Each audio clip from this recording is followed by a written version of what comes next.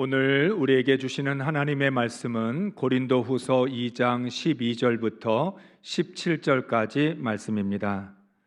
내가 그리스도의 복음을 위하여 드로아에 이름에 주 안에서 문이 내게 열렸으되 내가 내 형제 디도를 만나지 못함으로 내 심령이 편하지 못하여 그들을 작별하고 마게도냐로 갔노라.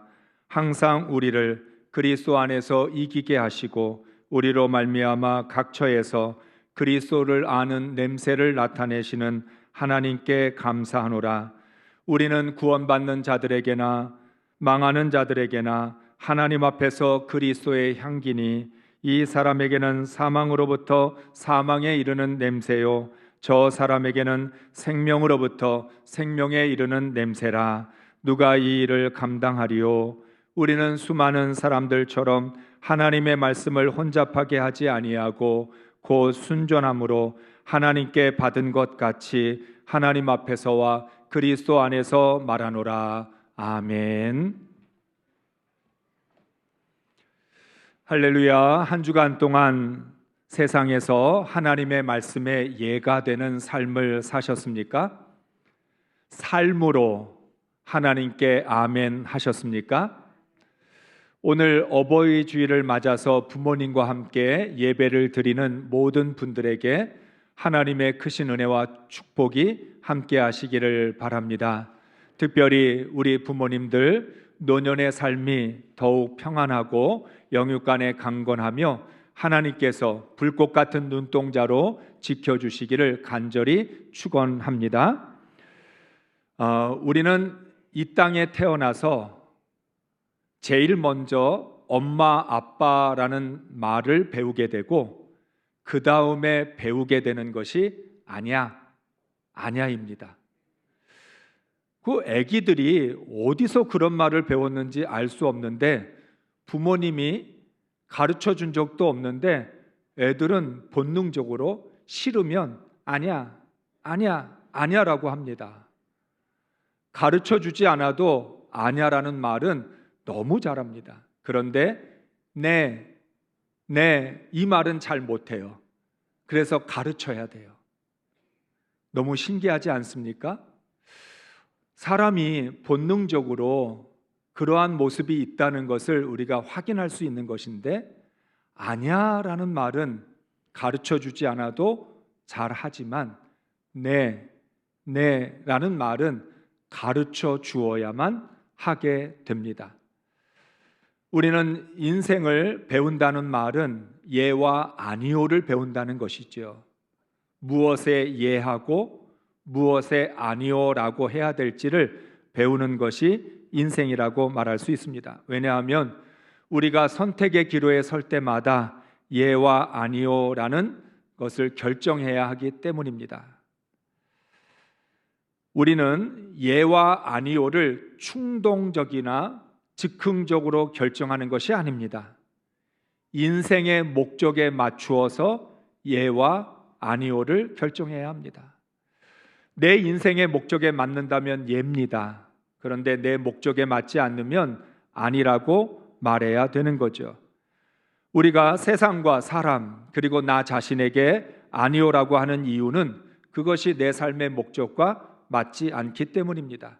다시 말하면 내 삶의 목적과 일치하지 않으면 아무리 내가 좋아하는 사람이 말을 해도 아니오라고 말할 수 있어야 합니다. 나 자신에게도 안 돼, 아니야 라고 말할 수 있어야 하는 거죠. 그리스도인들은 살아도 주를 위해 살고 죽어도 주를 위해 죽겠다고 결단한 사람들입니다. 그리스도인의 삶의 목적은 예수 그리스도입니다. 그러면 나의 모든 예와 아니오는 예수 그리스도에 맞추어서 결정해야 합니다. 내 감정이나 내 생각과는 상관이 없습니다.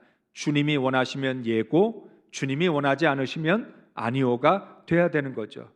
행복한 인생이라는 것은 삶의 목적과 방향이 일치해야 행복할 수 있습니다. 오늘 우리들이 혼란스럽고 방황하게 되는 이유가 삶의 목적은 예수 그리스도라고 말하면서 내 삶의 방향은 세상을 향하여 가고 있기 때문에 혼란스러울 수밖에 없습니다. 사랑하는 성도 여러분, 정말 여러분의 삶의 목적이 예수 그리스도이십니까? 하나님의 말씀대로 사는 것이 여러분의 삶의 목적입니까? 그러면 그 목적에 맞춰서 예와 아니오를 하셔야 여러분의 삶의 방향이 목적대로 나아가게 될 것입니다. 바울은 1장 24절에서 중요한 원칙을 하나 말합니다. 우리 함께 읽겠습니다. 우리가 너희 믿음을 주관하려는 것이 아니요 오직 너희 기쁨을 돕는 자가 되려 함이니 이는 너희가 믿음에 섰음이라. 아멘. 여러분, 이 말씀이 참 중요합니다. 우리는 다른 사람들의 믿음을 주관할 수 없습니다. 내가 전도한 사람일지라도, 또 말씀을 가르치고 전하는 목사일지라도 여러분의 믿음을 주관할 수 없습니다. 바울은 하나님의 뜻을 따라 고린도 교회를 시작했습니다. 바울이 개척자이죠. 그러나 고린도 교회를 바울 마음대로 주관하지 않았습니다. 고린도 성도들에게 복음을 가르치고 권면하지만 성도들의 믿음을 자신이 컨트롤하려고 하지 않습니다. 바울은 고린도 교회와 성도들이 신앙의 바른 길로 갈 수 있도록 도와줄 뿐이다. 내가 할 수 있는 역할은 도와주는 것이다. 복음으로 살아갈 수 있도록, 하나님의 말씀에 순종할 수 있도록 하나님의 뜻이 무엇인지를 가르쳐 주면서 성도들 한 사람 한 사람이 복음에 굳게 설 수 있도록 도와주는 역할이라는 것입니다. 오늘날 한국 교회에서 가장 많이 보게 되는 것 중에 하나가 목사나 지도자들 혹은 성도들이 다른 사람의 신앙을 좌지우지하려고 합니다. 왜 우리가 다른 사람의 신앙을 좌지우지할 수 없냐면, 사람의 신앙을 주장할 수 있는 분은 하나님 한 분밖에 없습니다. 하나님만이 우리의 신앙을 주장하고 다스릴 수 있는 거죠. 우리는 뭘 해야 됩니까? 도와주고 기도하고 협력하고 함께 구원을 이루어가고 완성해 갈 수 있도록 그렇게 하는 것이 우리의 역할이라는 것입니다. 그럼에도 불구하고 사람은 자기 자신도 제대로 다스리지 못하면서 자꾸만 다른 사람의 신앙을 간섭하고 판단하려고 할 때가 많다는 거죠. 우리 모두는 다른 사람의 신앙을 주장하려고 하는 태도를 버려야 합니다. 우리는 금오제일이라고 하는 신앙의 공동체에서 서로가 구원을 이루어갈 수 있도록 기도해주고 협력하고 도와줄 뿐입니다. 내가 넘지 말아야 할 선을 지켜야 합니다. 여러분, 다른 사람의 신앙을 주관하려고 하는 게 어디서 강하게 나타납니까? 이단들입니다. 이단들은 한 사람 한 사람의 신앙을 교주의 뜻으로 주장하고 컨트롤하려고 합니다. 우리는 하나님의 영역을 침범할 수 없습니다. 서로의 신앙을 세워주는 것이지 무너뜨릴 수 없다는 것입니다. 그러므로 바울이 고백했던 것처럼 나는 너희의 신앙을 주관하려고 하는 것이 아니다. 고린도 교회를 내 뜻으로 세우려고 하는 게 아니라 나는 그저 고린도 교회가 하나님의 나라를 이루어갈 수 있도록, 성도들이 구원을 이루어갈 수 있도록 최선을 다해서 돕고 섬기고 가르치고 인도해 줄 뿐이라고 말을 했습니다. 이것을 우리가 꼭 기억하면 좋겠습니다. 바울은 2장 1절부터 11절까지에서 고린도 성도들이 바울의 책망을 받아들여 회개한 것에 대해서 감사를 합니다. 바울은 고린도 성도들을 향해서 하나님의 말씀으로 책망하고 권면하기는 했지만 그게 자신의 마음에 괴로움이 되었습니다. 그래서 오늘 바울은 4절에서 자신의 마음을 이렇게 표현하고 있습니다. 읽습니다. 내가 마음에 큰 눌림과 걱정이 있어 많은 눈물로 너에게 썼노니 이는 너희로 근심하게 하려 한 것이 아니요 오직 내가 너희를 향하여 넘치는 사랑이 있음을 너희로 알게 하려 함이라. 아멘. 부모가 자녀들을 올바른 길로 인도하려고 야단치고는 부모가 더 마음 아파합니다. 야단을 쳐야 되기 때문에 어쩔 수 없이 야단을 친 것인데, 부모가 야단을 치기 전까지 여러 번 생각합니다. 이걸 말해야 되나, 혼을 내야 되나, 말아야 되나 주저하고 망설이다가 야단을 칩니다. 그리고는 야단을 쳐놓고는 자신이 더 괴로워합니다. 어떨 때는 야단 맞은 아이는 아무 생각도 없는데 부모만 마음이 힘들어합니다. 오늘 바울도 마찬가지였습니다. 고린도 성도들을 하나님의 말씀으로 올바르게 이끌어줘야 되기 때문에, 그래서 하나님의 말씀으로 권면하고 책망을 했는데, 그것 때문에 고린도 성도들이 힘들어할까 봐 바울은 더 힘들어한 겁니다. 그래서 많은 눈물로 너희에게 편지를 썼다.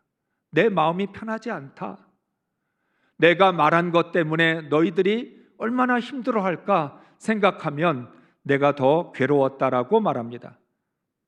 그럼에도 불구하고 바울이 책망한 것을 고린도 성도들은 받아들였습니다.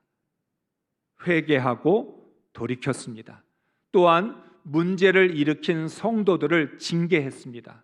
그런데 그 징계를 받은 성도들도 그 징계를 받아들이면서 하나님 앞에 회개했습니다. 그래서 바울은 감사하고 있는 것입니다. 내가 너희에게 한 모든 믿음으로 하나님의 말씀으로 한 책망을 받아들여서 징계도 하고 회개도 하고, 그래서 하나님께로 돌아왔다라고 하는 것에 감사하고 있습니다. 그리스도인들은 자신이 잘못한 일에 대해서 책망도 받아야 되고 징계도 받아야 합니다.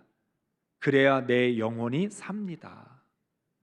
내가 살기 위해서 징계도 받고 책망도 받고 회개도 해야 되는 것이죠. 그래야만 주님을 따를 수 있는 것입니다. 바울은 오늘 말씀의 시작에서 재밌는 표현을 합니다. 12절의 말씀을 메시지 성경으로 읽겠습니다. 내가 메시아의 메시지를 선포하려고 드로아에 이르러 보니 이미 문이 활짝 열려 있었습니다. 하나님께서 문을 열어 두신 것입니다. 나는 그 문을 통과하기만 하면 되었습니다. 아멘. 우리는 이 말씀을 통해서 바울의 전도 여행이 어떻게 진행됐는지를 알 수 있습니다. 바울이 드로아라고 하는 도시에 갔습니다. 그랬더니 문이 활짝 열려져 있었습니다. 하나님께서 드로아의 문을 열어 놓은 것입니다. 그래서 바울은 그 문을 통과하기만 하면 되었다. 하나님께서 바울을 드로아에 보내실 때에는 드로아의 문을 활짝 열어놓고 보내셨다는 거예요. 그래서 바울은 하나님이 열어놓으신 문으로 들어가기만 하면 되었다는 거죠. 여기서 우리가 질문이 하나 있죠. 왜 하나님은 고린도의 문은 닫아 놓으시고 드로아의 문은 열어 놓으셨을까? 이유는 알 수 없습니다. 왜 바울에게 고린도의 문은 닫아 놓으시고 드로아의 문은 열어 주셨는지 바울은 알 수 없었습니다. 바울이 할 수 있는 일은 하나님이 열어 놓으신 문으로 들어가는 것뿐이었습니다. 사랑하는 성도 여러분, 우리가 인생을 살아가면서 왜 하나님이 우리의 문을 닫아 놓으시는지 우리는 알 수가 없습니다. 내가 가고 싶은 길을 왜 막아 놓으셨는지, 내가 하고 싶은 것을 왜 닫아 놓으셨는지 알 수는 없습니다. 그러나 우리가 해야 될 일이 하나가 있다면 하나님의 인도하심을 따라가는 것이죠. 왜냐하면 하나님의 인도하심이 가장 완벽하기 때문입니다. 여러분 혹시 지나온 날들을 가만히 돌이켜보면 그때 문이 닫혔던 것 때문에 하나님께 서운하고 속상하고 막 힘들었는데, 그 길이 막힌 것이 내게 축복이었구나. 하나님이 내가 분별하지 못하니까 그 길을 막아 놓으신 거예요. 여러분 집에서 아이들에게 부모가 하지 못하게 하는 것들이 있습니다. 칼을 만지지 못하게 하고 가스불에 손대지 못하게 합니다. 왜 그렇죠? 아이를 위해서. 아이가 안전해야 되니까, 다치면 안 되니까 하지 못하게 합니다. 그런데 아이는 어떻습니까? 왜 나에게 칼을 만지지 못하게 하느냐고 떼를 씁니다. 가스불을 나도 만져보겠다고 아이들은 고집을 부립니다. 그런데 아무리 아이가 땡깡을 부리고 고집을 펴도 부모님이 허락할 수 없는 게 있습니다. 그것은 전적으로 부모를 위해서가 아니라 아이를 위해서라는 거죠. 하나님께서 바울에게 고린도의 문을 닫아 놓으신 것 이해할 수 없지만, 그러나 거기에는 분명한 하나님의 계획이 있는 것이고, 하나님은 가장 좋은 것을, 선한 것을 예비해 두셨기 때문에 한쪽 문은 닫고 한쪽 문은 열어 놓으신다는 거예요. 사랑하는 성도 여러분, 하나님의 인도하심이 가장 완벽합니다. 하나님께서 인도하시는 대로 따라가시기를 바랍니다. 아멘을 잘 안 하는 거 보니까 그래도 나는 죽어도 좋으니까 내가 가고 싶은 길을 가겠다고 고집을 피는 것 같습니다. 이제 바울은 고린도 성도들에게 세상에서 아니오라고 말을 해야 되는 사람들이 어떻게 살아야 될지 중요한 것을 가르쳐 줍니다. 14절, 15절 말씀을 세 번역으로 읽겠습니다. 그러나 그리스도의 개선 행렬에 언제나 우리를 참가시키시고 그리스도를 아는 지식의 향기를 어디에서나 우리를 통하여 풍기게 하시는 하나님께 감사를 드립니다. 우리는 구원을 얻은 사람들 가운데서나 멸망을 당하는 사람들 가운데서나 하나님께 바치는 그리스도의 향기입니다. 아멘. 고린도 성도들은 우리와 똑같이 이방 문화 속에서 살았습니다. 넘쳐나는 우상과 죄악 가운데서 믿음으로 살아야 했습니다. 우리들이나 고린도 성도들 마찬가지인데, 그리스도의 문화 속에서 살았던 것이 아니라 이방 문화 속에서 넘쳐나는 우상들과 죄악 가운데에서 믿음으로 살아야 했습니다. 바울은 바로 이러한 이방 문화 속에서 살아가고 있는 고린도 성도들에게, 넘쳐나는 죄악 가운데서 살고 있는 고린도 성도들에게 너희는 그리스도의 향기라고 말을 합니다. 바울은 고린도 성도들이 아주 익숙한 문화를 가지고 말씀을 합니다. 고린도에서는 로마 군의 개선 행진을 자주 볼 수 있었습니다. 로마 군은 전쟁에서 승리할 때마다 아주 거창하게 개선 행렬을 하게 되었습니다. 왜 그랬냐면 그 개선 행진을 통해서 로마가 위대하다, 로마는 지지 않는다, 또 승리했다, 로마 제국의 위대함과 로마의 그 위대한 승리를 보여주기 위해서 일부러라도 장엄한 퍼레이드를 펼쳤던 것입니다. 로마의 장군은 전리품들과 포로들을 데리고 주피터 신전으로 나아갔습니다. 주피터 신전에 가서 우리에게 승리를 준 주피터 신을 숭배하는 것이죠. 그래서 가는 동안 길가에서는 신들을 위하여 향을 피워 로마 시민들에게 승리의 달콤한 냄새를 맡게 되었습니다. 이 냄새는 로마 군인과 시민들에게는 승리의 냄새였지만 포로들에게는 죽음의 냄새였습니다. 오늘 말씀이 바로 그런 뜻이에요. 고린도 성도들이 고린도 시에서 계속해서 펼쳐지는 로마 군의 행진을 바라보면서 무슨 생각을 했을까요? 바로 그 이미지를 가지고 바울이 고린도 성도들에게 말하고 있는 것입니다. 하나님은 죄와 사망의 권세를 이기신 그리스도의 개선 행렬에 그리스도인들을 참여시키십니다. 전쟁에 나가지도 않았던 로마 시민들이 개선 행진에 참여해서 승리의 기쁨을 누렸던 것처럼 십자가에 죽지 않았던 그리스도인들이 예수 그리스도의 개선 행진에 참여함으로 승리의 기쁨을 누리게 하신 것입니다. 그리스도인들도 마찬가지입니다.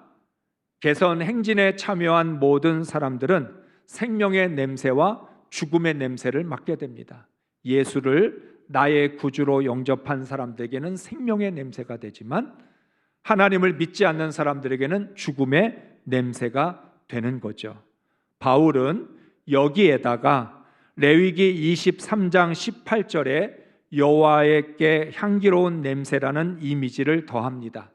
향기는 헬라어로 유오디아입니다.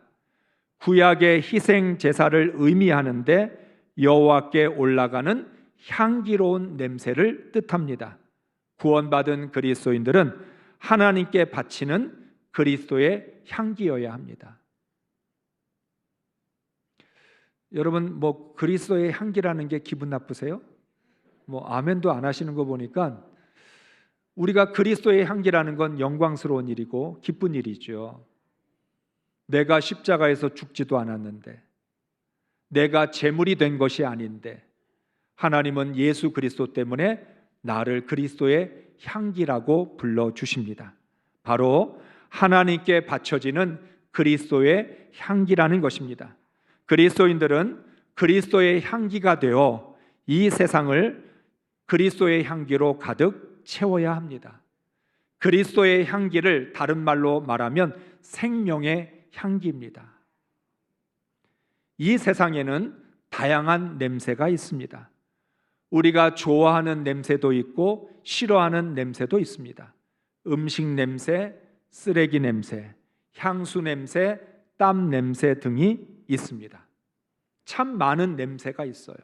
그래서 그 냄새가 우리의 코를 자극해 줍니다. 그런데 이 땅에 있는 모든 냄새는 한마디로 말하면 육신의 냄새, 세상의 냄새라고 할 수 있습니다. 이런 냄새들의 특징이 하나가 있습니다. 처음에는 좋은 냄새가 나는데 시간이 지나면 썩은 냄새가 난다는 거예요. 여러분이 좋아하는 맛있는 음식, 처음에 그 맛있는 음식에서 얼마나 맛있는 냄새가 납니까? 그런데 시간이 지나서 쉬어버리면 그 맛있는 음식에서 썩은 냄새가 나요. 악취가 난다는 거예요. 여러분, 향수라는 것, 처음에는 냄새가 좋은데 시간이 지나서 유통기한이 끝나버리면 향수도 악취로 바뀌게 됩니다.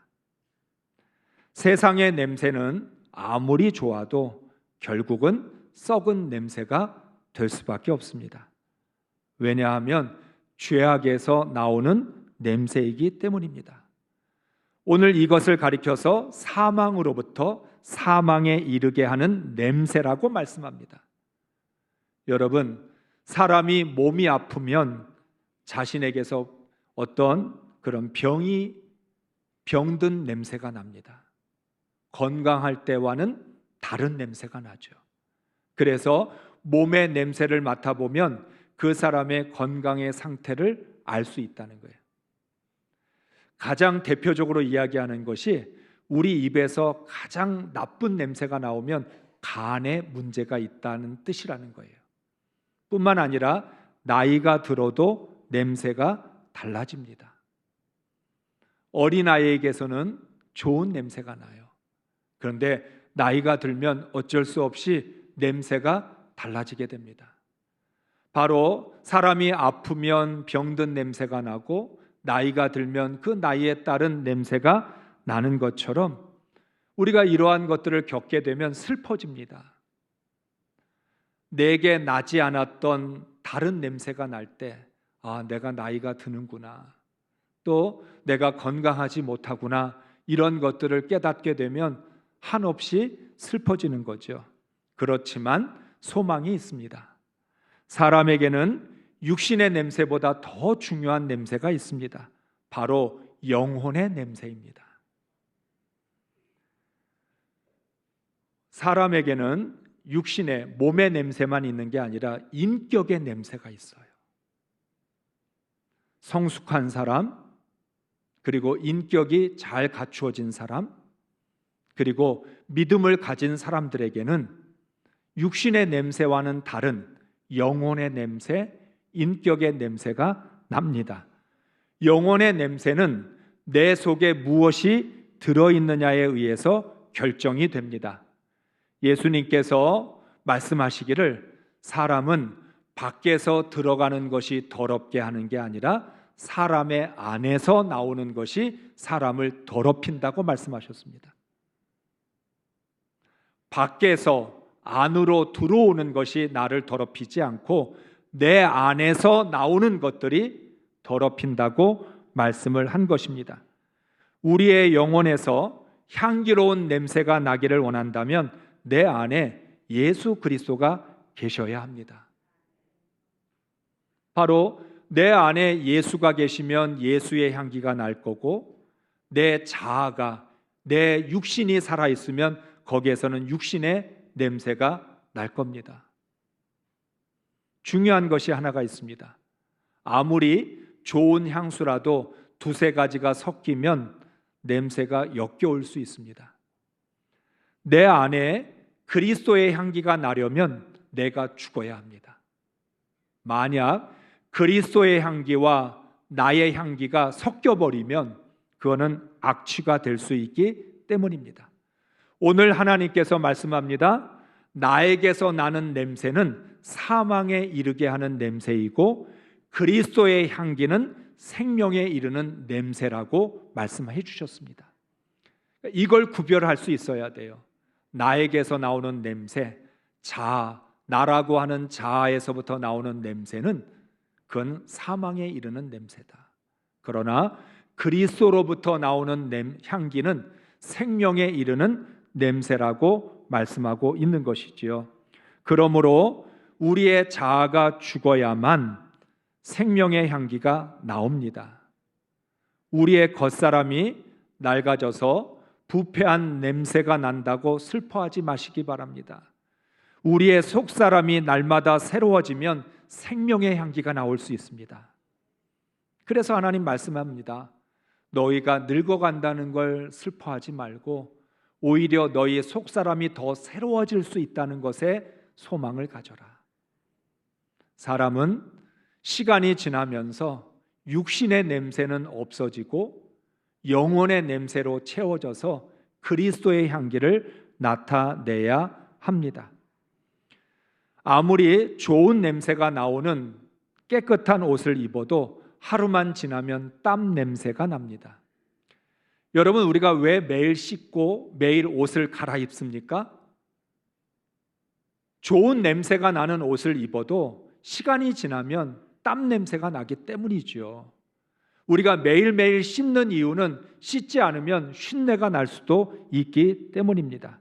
그래서 계속 리뉴얼을 해야 합니다. 나를 새롭게 갱신해야 생명의 향기를 유지할 수 있습니다. 주님이 우리를 구원하셔서 그리스도의 향기를 주셨습니다. 그런데 그리스도의 향기로 살아가는 사람들이 자신을 날마다 새롭게 하지 않으면 어느 순간 육신의 냄새가 내 안에서 솟아올라와서 나를 더럽게 할 수 있다는 거예요. 또한 우리가 세상에서 사람들과 부딪히면 혈기와 분노와 미움이 생겨납니다.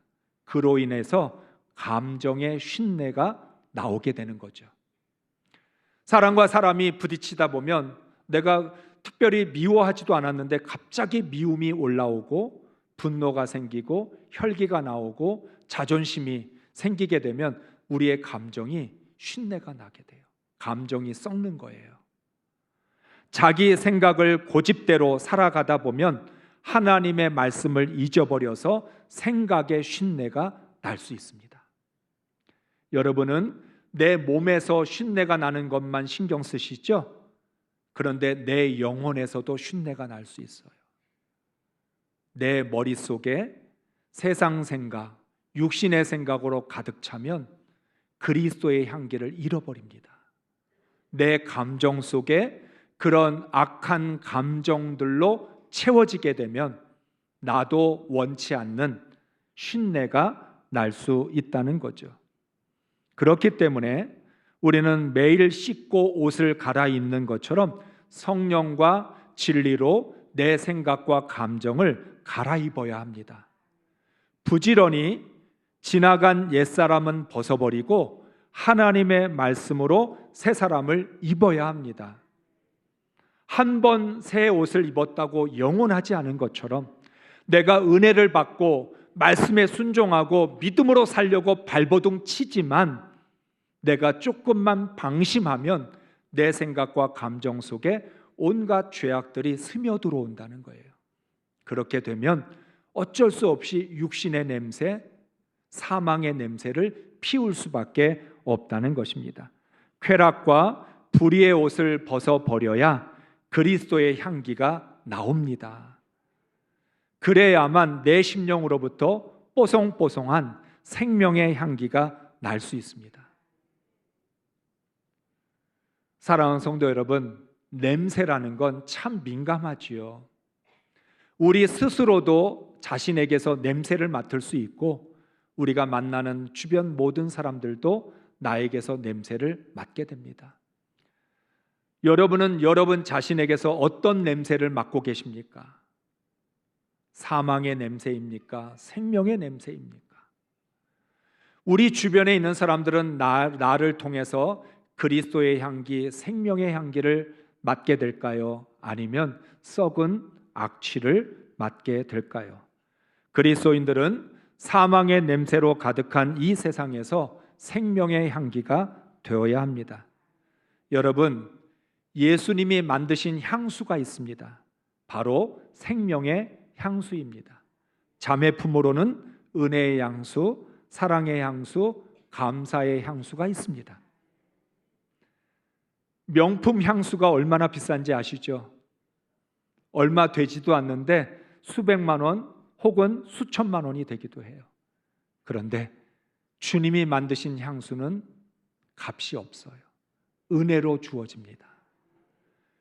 여러분, 왜 돈이 없어서 명품 향수를 바르지 못하는 걸 괴로워하십니까? 그보다 더 좋은 예수님이 만들어주신 그리스도의 향수, 생명의 향수가 있는데, 바로 예수님이 만드신 생명의 향수를 통해서 우리에게서 은혜의 냄새, 사랑의 냄새, 감사의 냄새가 난다면 얼마나 좋을까요? 그리스도인들이 있는 곳은 어디에서든지 바로 은혜의 냄새, 사랑의 냄새, 감사의 냄새가 뿜어 나와야 합니다. 세상의 악취를 그리스도의 향기로 덮어버리시기 바랍니다. 죽음의 냄새를 생명의 냄새로 바꾸시기 바랍니다. 때마침 5월은 장미의 계절이죠. 장미의 향기가 참 짙습니다. 예전의 노래 중에서 4월과 5월이 부른 장미라고 하는 노래가 있습니다. 당신에게선 꽃내음이 나네요. 잠자는 나를 깨우고 가네요. 싱그러운 잎사귀 돋아난 가시처럼 어쩌면 당신은 장미를 닮았네요. 당신의 모습이 장미꽃 같아 당신을 부를 때 장미라고 할래요. 가요에게 더 은혜 받는 것 같아요. 이 가사에서 장미를 그리스도라고 하는 단어로 바꾸면 정말 우리에게 주어지는 아주 적절한 비유 노래라고 말할 수 있습니다. 그리스도인에게서 장미꽃 같은 그리스도의 향기가 나와 세상을 깨워야 합니다. 장미를 닮아야 장미 꽃내음이 나는 것처럼 그리스도를 닮아야 그리스도의 향기가 날 수 있습니다. 사람들이 비싼 돈을 주고서라도 좋은 향수를 써서 몸에 뿌리는 것처럼, 그 이유는 나에게서 이런 좋은 냄새가 나기를 원하기 때문이죠. 그러나 우리에게는 이 세상의 그 어떤 것으로도 살 수 없는 그리스도의 향수, 생명의 향수가 있습니다. 이 향수를 우리에게 뿌리게 되면 우리에게선 정말 생명의 향기가 날 것이고 은혜의 향기, 사랑의 향기, 감사의 향기가 나게 될 것입니다. 우리 교회에, 여러분의 가정에, 이 지역사회에 그리스도의 향기로 채우는 그런 은혜가 있기를 원합니다. 우리 모두가 그리스도의 향기, 생명의 향기로 세상을 가득하게 채우는 그리스도인으로 살아갈 수 있기를 주의 이름으로 축복합니다.